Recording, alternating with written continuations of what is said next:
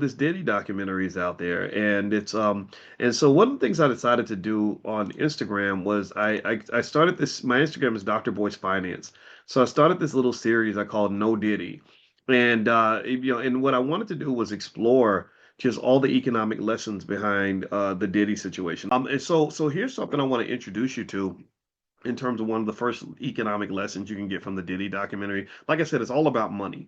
It's all about money. And these women chasing guys down because they have money and all that. It's such a like as a finance professor, my brain just starts tingling because I'm seeing all these economic lessons everywhere in this film. And one of the economic lessons that I want to share with you, the first one of many that I think I want to bring up over time, is something called superstar economics. Superstar economics is a specific research theory that was developed by a guy named Rosen in 1981. And it says that extreme wealth can concentrate influence. And it creates like almost like a winners take all kind of market where you have a small number of people that control everything. These people become the gatekeepers. For a lot of people that went into the hip hop music industry, Diddy and Jay-Z were seen like God and Jesus. They were seen as like how people say the only way to get to God is to go through Jesus. Well, for a lot of people, the only way to really make it in the hip hop industry was to go through Diddy or Jay-Z, kind of the twin towers of the hip hop industry.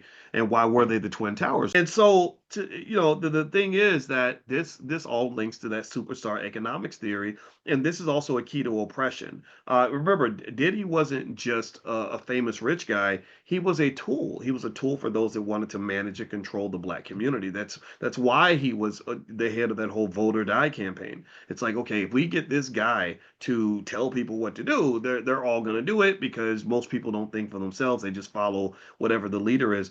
And one thing Mike Epps talked about was he said, the white man that controls everything is never going to give you enough wealth and power to really flex on him. He's not going to give you enough to shape his community, but he'll give you enough to flex on your own community, right? You can go to another black person and you can say, look at me, look at my car, look at my house, look at how much money I make. And black people will be like, oh my God, you're a hero, you're an icon, right?